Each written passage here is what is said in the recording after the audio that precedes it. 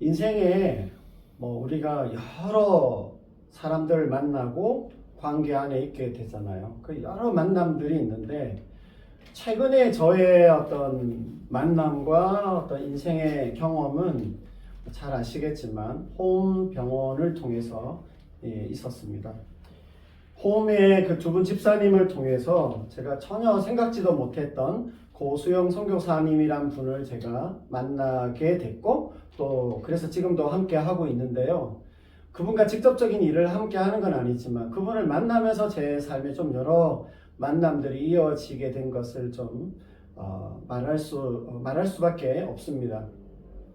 고 목사님, 고 선교사님은 70세세요. 20여 년 전에 호련단신으로 필리핀 땅에 들어가셔서 그 땅에서 복음을 전하셨는데 지금은 하비루 미션이라는 이름으로 그 산하에 여러 사역자들이 함께하고 또 필리핀 여러 지역에 흩어져 교회들이 개척되고 세워져 있고 또 그 교회들을 통해서 필리핀 땅에 복음이 전해지고 있습니다. 호음병원 두 분 집사님의 권유로 만나보라고 해서 만나보라고 하는 말씀하실 때 저의 생각에 이 또한 이런 것도 제가 사실은 조금 여러분들 아시겠지만 조금 소심하기도 하고 또 그런 낯선 모임 자체를 잘 안 하고 그 당시 특히도 제가 그런 좀 만남들을 좀 조심했다기보다 꺼려하고 있었는데요. 그때는 그 말씀이 하나님께서 나에게 뭔가 이 새로운 만남을 인도하시겠구나라고 하는 생각이 들어서 흔쾌히 그 권유를 듣고 또 제가 그렇게 만나 뵙게 되었습니다. 그렇게 해서 이제 또 제 사역에서나 제 인생 경험에서 새로운 어떤 시간들을 맞이하게 됐는데요. 사실 앞으로 또 어떻게 이어질지 어떨지는 잘 모르겠지만 아무튼 이와 같이 하나님께서 우리의 만남들 속에서 계속 그렇게 연결해 주시는 것들을 저희가 많이 경험하게 됩니다. 오늘 본문에 나오는 이 베드로와 고넬료도 특별히 더 그러한데요. 이 두 사람은 서로 상관이 없고요. 굉장히 이질적인 두 사람이 만나게 된 겁니다.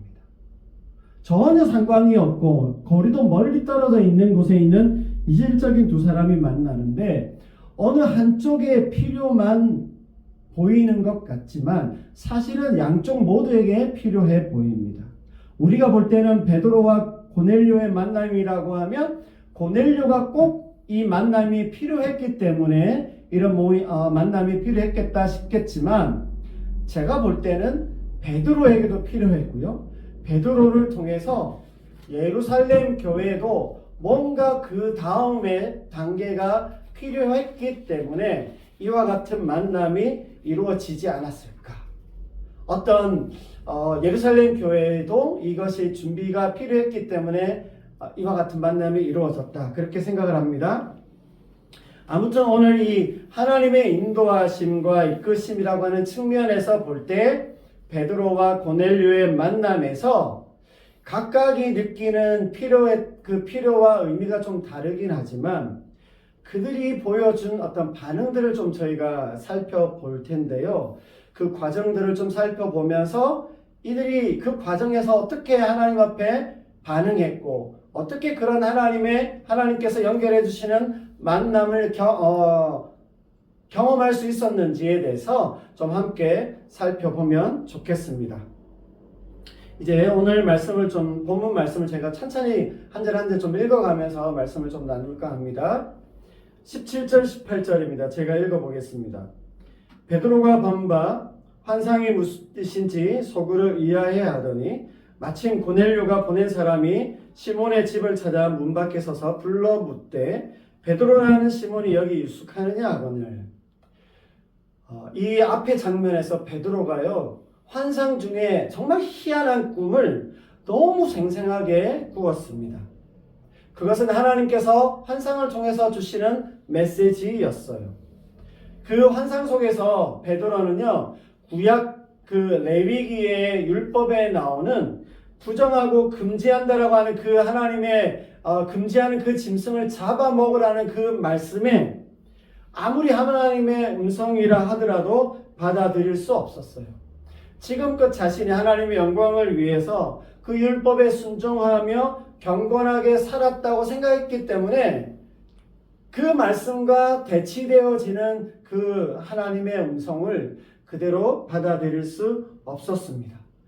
그래서 베드로는 제 생각입니다만은 속으로 이게 하나님의 시험인가? 하나님께서 이런 도전을 나에게 주시네? 그렇게 마음에 생각을 하면서 아마 거부를 했을 수 있습니다.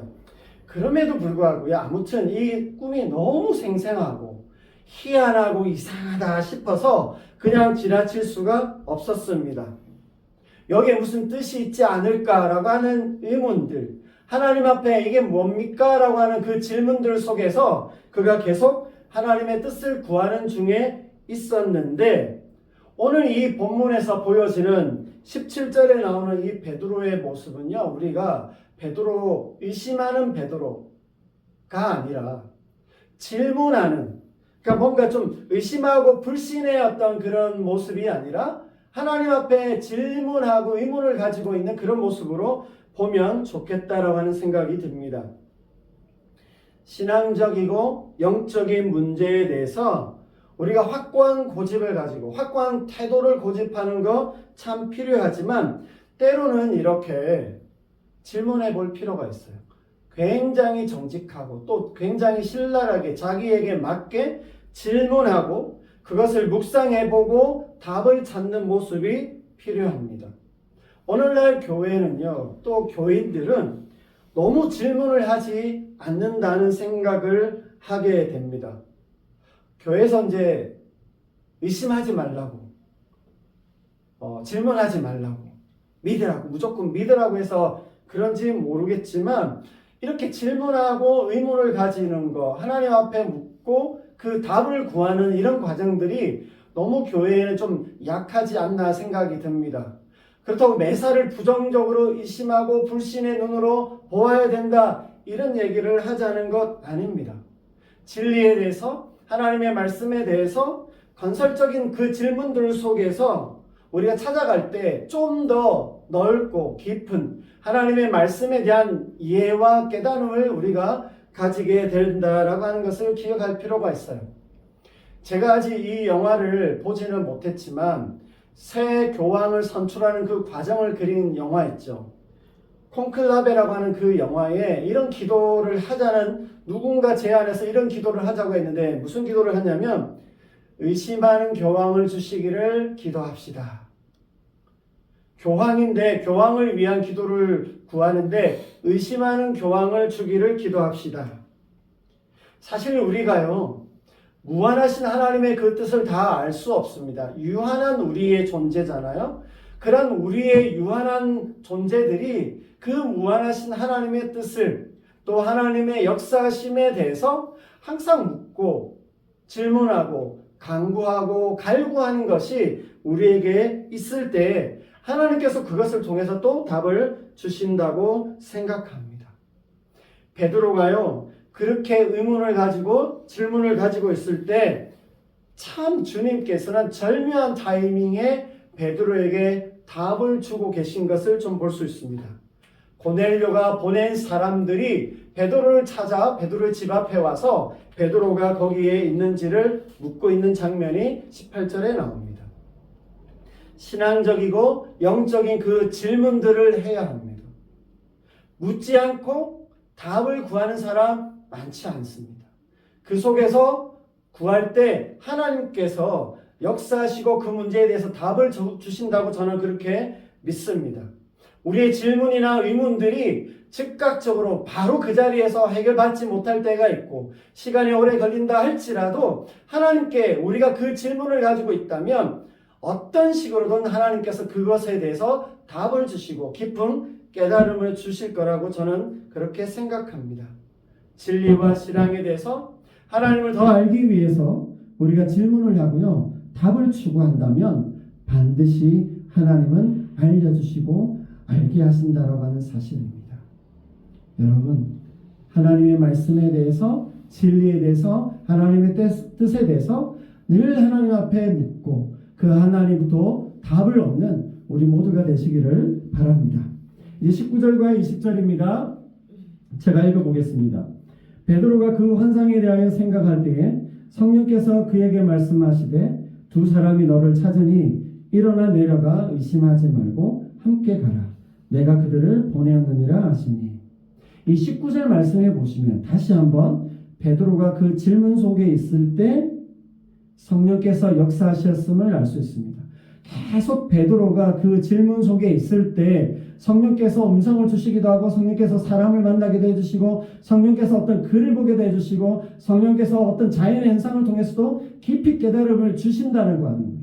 묻지 않는데 답을 얻을 수가 없다라고 하는 것을 기억할 필요가 있습니다. 성령께서 베드로에게 두 사람이 방문했음을 알려주셨고 내가 보낸 사람이니까 의심하지 말고 그들과 함께 가라고 말씀을 전해주십니다. 그리고 21절에 이렇게 나옵니다. 베드로가 내려가 그 사람들을 보고 이르되 내가 곧 너희가 찾는 사람인데 너희가 무슨 일로 왔느냐.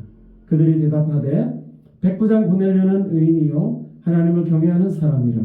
유대 온 족속에 칭찬하더니 그가 거룩한 천사의 지시를 받아 당신을 그 집으로 청하여 말을 들으려 하느니라 한데, 여기 보시면 고넬료가 보낸 사람들의 대답을 한번 보십시오. 참 지혜롭고요. 어떻게든 이제 베드로에게 좋은 인상을 주기 위해서 이들이 자기들의 평가도 들어가고 또 고넬료가 이렇게 자기들을 보낸 의도 그 목적에 맞게 참 말을 그렇게 잘 전하고 있는 것을 볼 수 있습니다.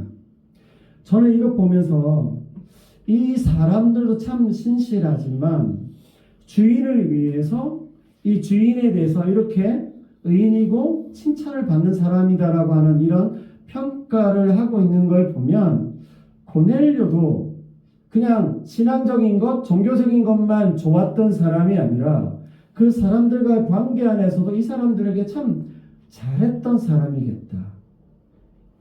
이들이 고넬료에게 신실한 것만이 아니라 고넬료도 이들에게 신실한 사람이었겠구나.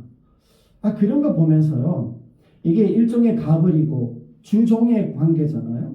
근데 이런 게 참 좋은 어떤 이런 신뢰의 어떤 관계가 형성되어진다라고 하는 것.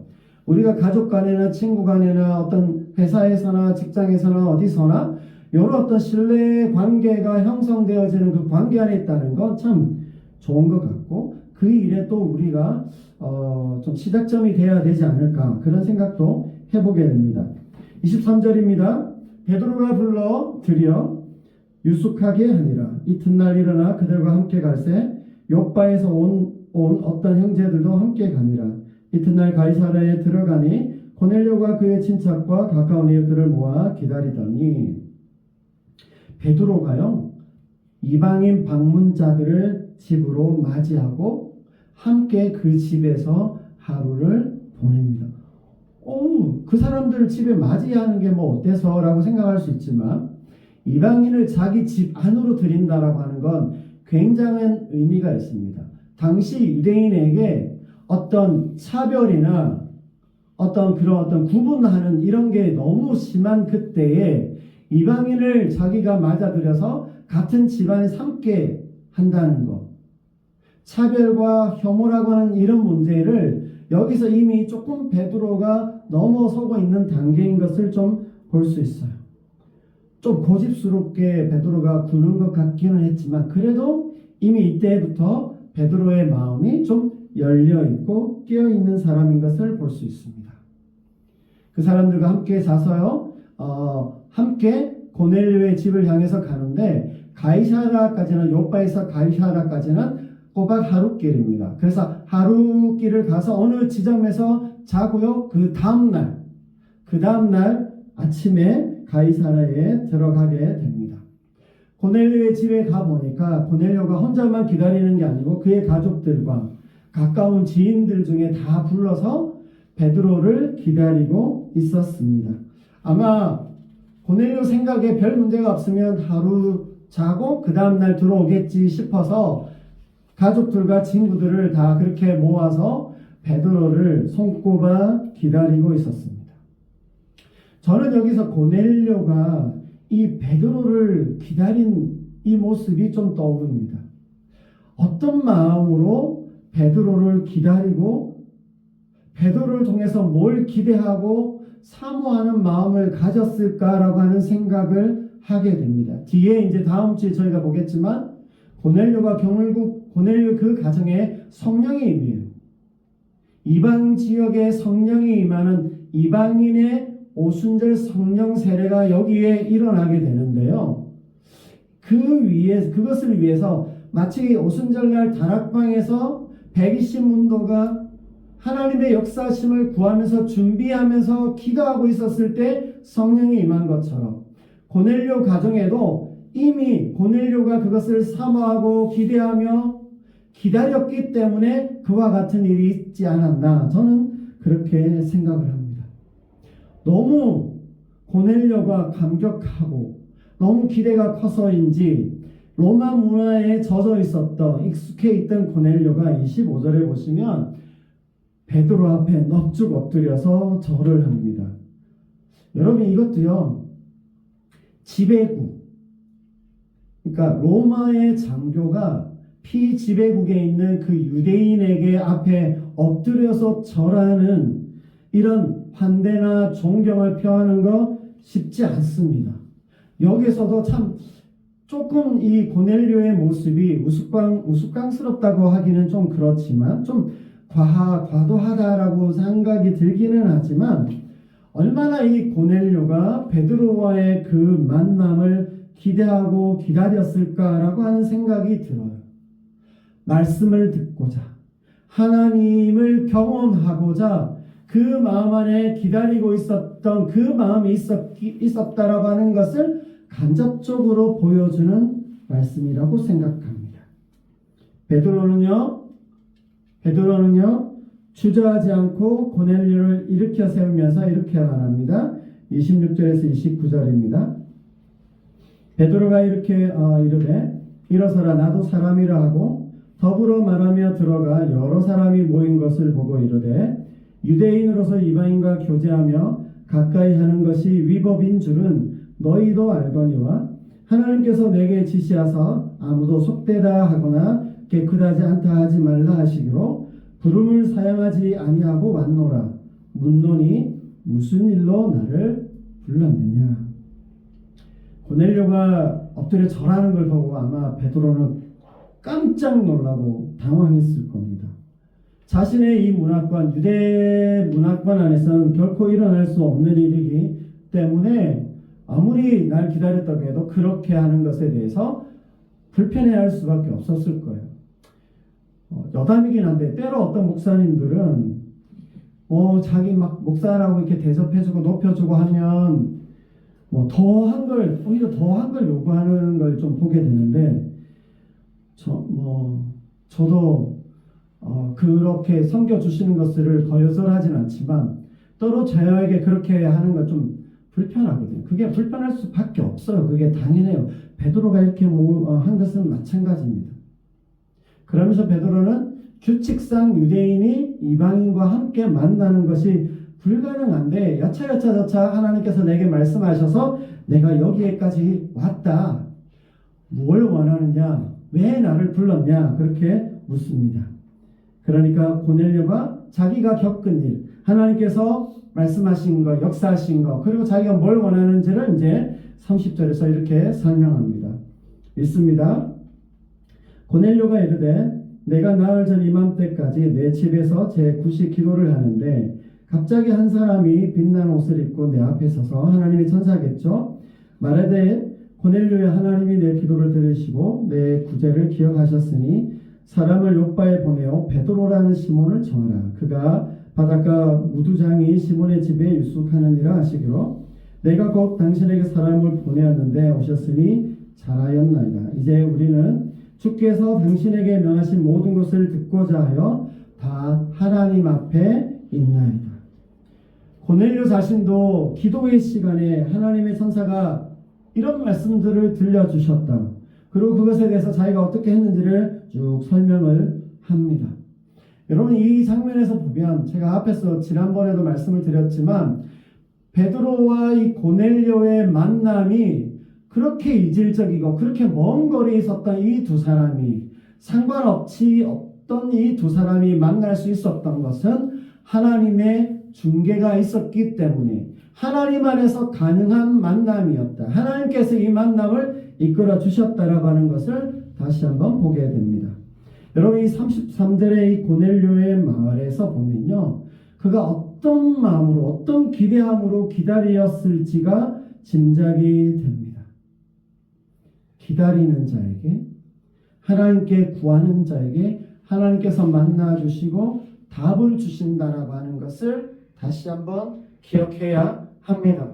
하나님 그저 우연하게 역사하시고 내 뜻과 상관없이 이끌어 주시지 않으신다라고 하는 것을 기억해야 합니다. 하나님의 역사와 도우심, 하나님의 그 구원은요, 분명히 값없이 은혜로 주어지지만 사모하는 영혼에게 응답하시는 하나님이신 것을 우리가 항상 잊지 말아야 할 것입니다. 이제 오늘 이 베드로와 고넬료의 만남을 좀 다시 정리하면서 말씀을 마치도록 하겠습니다. 먼저 오늘 만남에서 보여주는 베드로에 대한 이야기, 베드로의 이 모습에 대해서 한 가지를 다시 한번 말씀드리고 싶어요.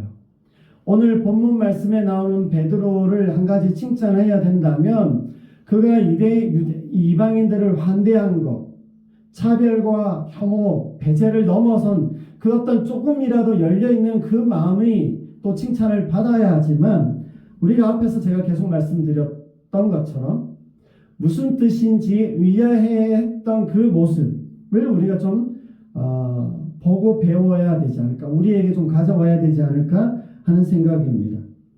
한국 교회나 한국 사회에서 묻지 말고 그냥 좀 해. 저도 그렇게 말 잘했는데요. 그냥 좀 믿어라. 그래서 교회에는 뭐예요?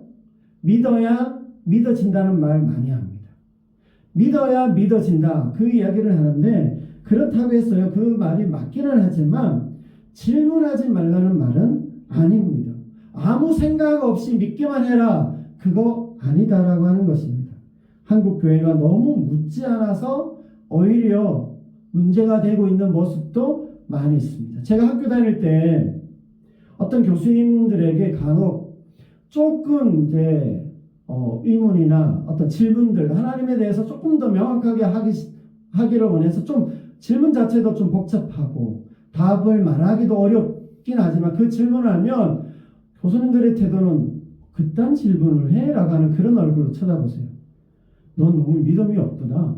왜 그게 믿어지지 않니? 라고 하는 그런 얼굴로 쳐다보시는 게 저는 아직도 생각이 납니다.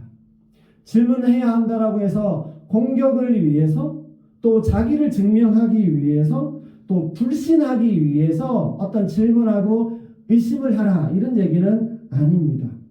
하나님께서 우리의 삶 가운데 또 내게 부족한 것, 내가 가지고 있는 여러 문제들 속에서 일어나는 그런 질문들 있잖아요.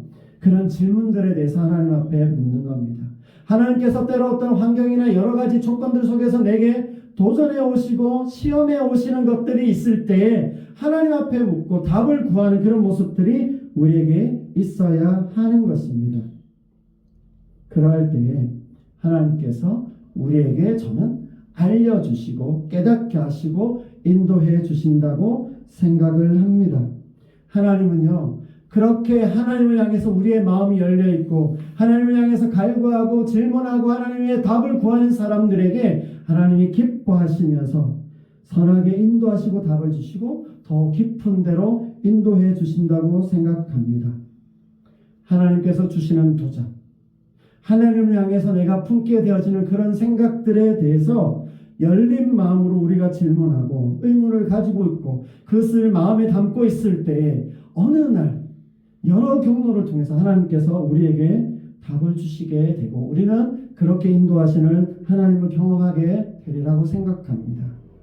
그런 하나님을 우리의 삶 속에서 계속해서 경험할 수 있는 우리 모두가 되면 좋겠습니다. 이제 고넬료에 대한 말씀을 좀 드리려고 하는데요.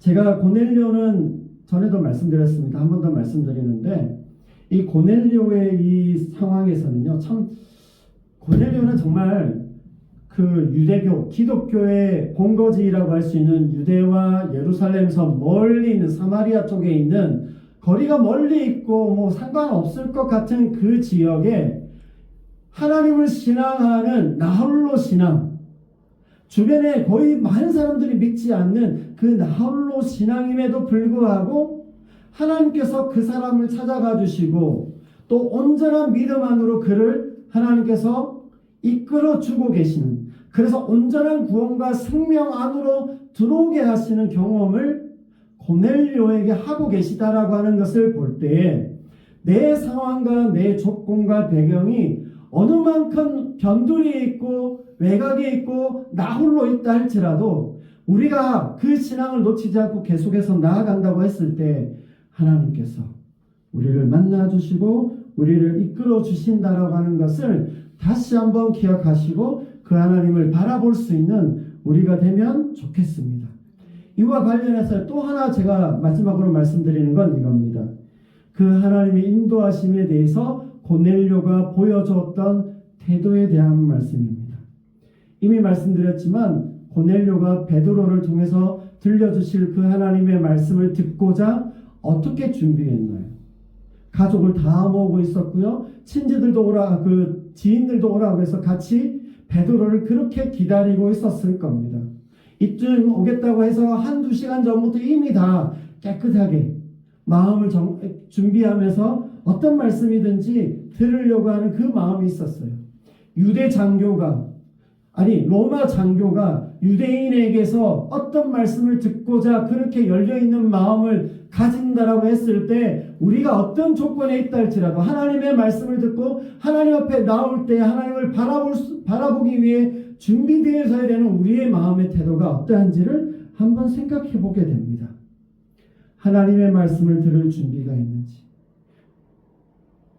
이런 얘기 제가 거의 안 했던 것 같은데요. 제가 진짜 우리 구처치 하면서 한 번, 두 번 정도 말했는데 예배 오기 위해서, 예배 나오기 위해서 온라인으로든 현장이든 그 준비하는 우리의 마음, 그렇죠? 이런 모습들이 우리에겐 좀 있어야 합니다. 그럴 때에 그때 하나님께서 우리 가운데 당장은 뭔가를 안 주시더라도 계속해서 그 마음 안으로 하나님 앞에 나갈 때 어떤 경로든 하나님께서 만나주시고 응답해주시고 경험하게 해주신다라고 하는 겁니다. 항상 비례하지는 않지만 어느 때든지 하나님 앞에 나갈 때 갈급한 마음으로, 준비하는 마음으로, 준비된 마음으로 하나님을 바라보는 그 마음으로 나갈 수 있는 우리가 되면 좋겠습니다. 그럴 때에 그 가운데에서 하나님께서 우리에게 가장 적합한 때에 가장 적합한 응답으로 우리에게 들으시고 응답해 주실 거라고 생각합니다. 그래서 여러분 다시 한번 우리의 마음을 좀 돌아보면서 하나님 앞에 나오는 우리의 마음의 준비, 하나님을 향하는 마음 어떠한지 생각해 보면서 우리가 하나님 앞에 나아가고 그래서 하나님께서 우리 가운데 응답해 주시는 하나님의 인도하심과 그 만남과 하나님의 도우심을 경험하는 우리 모두가 되시기를 주님의 이름으로 축복합니다. 아멘.